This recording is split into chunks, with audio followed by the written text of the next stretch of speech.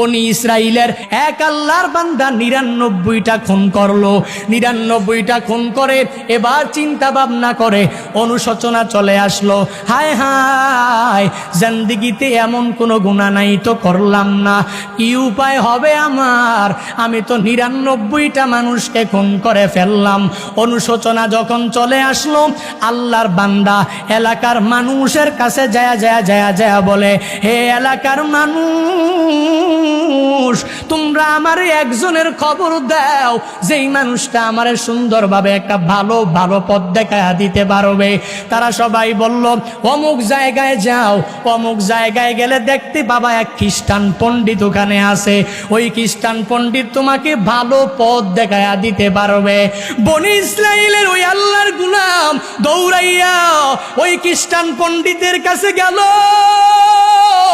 খ্রিস্টান পণ্ডিতের কাছে যায়া বলে, ও খ্রিস্টান পণ্ডিত, আমি ৯৯টা মানুষকে খুন করেছি, আমায় বলো আমাকে কি আল্লাহ মাফ করবে কি করবে না? আমি জান্নাত পাবো কি পাবো না?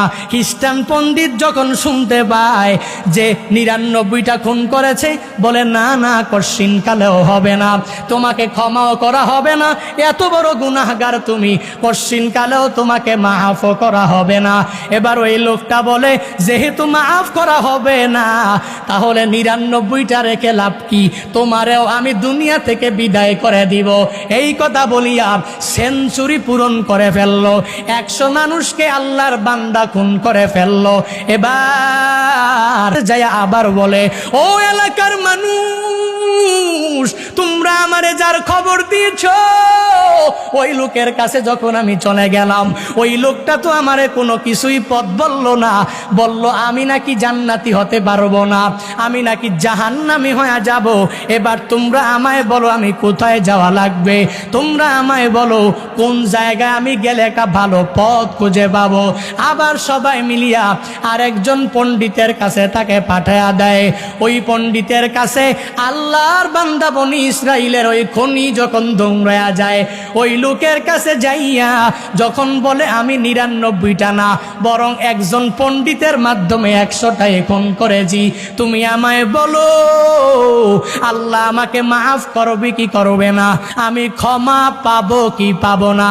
ওই লোকটা বলে, মনে হয় তোমার এলাকার পরিবেশ ভালো না, আমার মনে হয় তোমার এলাকার মানুষ বড় খারাপ, ওই এলাকায় যাইও না, ওই এলাকা থেকে তুমি এখান থেকে পরিবর্তন করে চলে যাও, ওই অমুক এলাকায় যাইবা, ওই এলাকায় নেক আমলওয়ালাদের অভাব নাই, ওই এলাকায় গেলে নেক আমলওয়ালাদের সংস্পর্শে থাকলে তুমি ভালো হয়ে যেতে পারবা।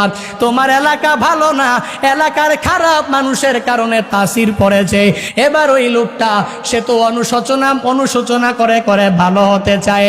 আল্লাহর বান্দা ওই এলাকায় যাওয়ার জন্য যখন রওনা করে, মাঝপথে যাওয়ার পরে আল্লাহর বান্দার সাথে আজরাইলের দেখা হয়ে যায়। আজরাইলকে দেখিয়া ভয়ে চমকায়া যায়। আল্লাহর বান্দা সোজা মাটিতে পড়ে যায়। মাটিতে পড়ার পর তবুও চিন্তা করে, আমি মনে হয় আর দুনিয়াতে বেশিক্ষণ থাকবো না, আমার মনে হয় আমি ওই নেক আমলওয়ালাদের গ্রামে আমি যেতে পারবো না, আমার মনে হয় আল্লাহ দরবারে আমি তাওবা করতে পারবো না, আমার মনে হয় আমি ইস্তিগফার করে করে মৃত্যুবরণ করতে পারবো না। আল্লাহর বান্দা এই চিন্তা নিয়ে যখন মাটিতে পড়ে যায়, মাটিতে পড়ে ওই চিন্তা অন্তরে আসে, আমি গুনাহ করে ফেলেছি, আমি নেক আমলওয়ালা হওয়া লাগবে, আমার গুনাহগুলোকে ক্ষমাও করানো লাগবে। আল্লাহর বান্দা সরীসৃপ প্রাণীর মতো, সাপের মতো বুক দিয়া হেসড়ে টেনে টেনে একটু যখন সামনে যায়, একটু দূর যাওয়ার পরে দুনিয়া থেকে বিদায় হয়ে যায়। রহমতের ফিরিস্তারা আর আযাবের ফিরিস্তারা সবাই চলে আসে। রহমতের ফিরিস্তারা বলে, এই লোকটারে জান্নাতের মধ্যে ঢুকায়া দাও। গজবের ফিরিস্তারা বলে, না না, যেই লোকটা ১০০টা খুন করেছে তাকে জান্নাতে দেওয়া যাবে না, তারে জাহান্নামে নেওয়ার জন্য আমরা প্রস্তুত আছি।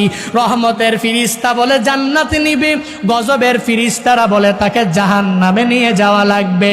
বাকবিতণ্ডা যখন শুরু হয়ে যায়, এবার বলে তাহলে যেই এলাকা থেকে এই লোকটা রওনা করেছে, এই যেই জায়গায় মৃত্যুবরণ করেছে, মাপ দাও, নেক আমলওয়ালা ওই গ্রামের দিকেই বান্দা বেশি গিয়েছে, নাকি যেই গ্রাম থেকে রওনা করেছে ওই গ্রামের দিকেই বান্দা বেশি আছে।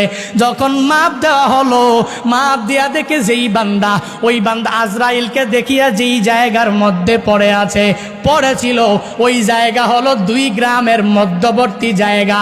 বুক দিয়া হেসরাইয়া যেই জায়গাটুকু নেক আমলওয়ালাদের দিকে যখন আগায় গিয়েছিল, ওই নেক আমলওয়ালা গ্রামের দিকে যদি বুক দিয়ে হেসরাইয়া যতটুকু এগিয়েছিল, রহমতের ফিরিস্তারা বলে, ও আযাবের ফিরিস্তা দেখেছো, এই বান্দা নেক আমলওয়ালা ওই গ্রামের দিকে যাওয়ার জন্য একটু বেশি আগায় আছে, একটু অগ্রসর হয়ে আছে, এই বান্দাকে জাহান্নামে নেওয়া হবে না, হবে না, হবে না। যদিও 100 খুনি, তবুও এই বান্দা আল্লাহর জান্নাতে চলে যাবে।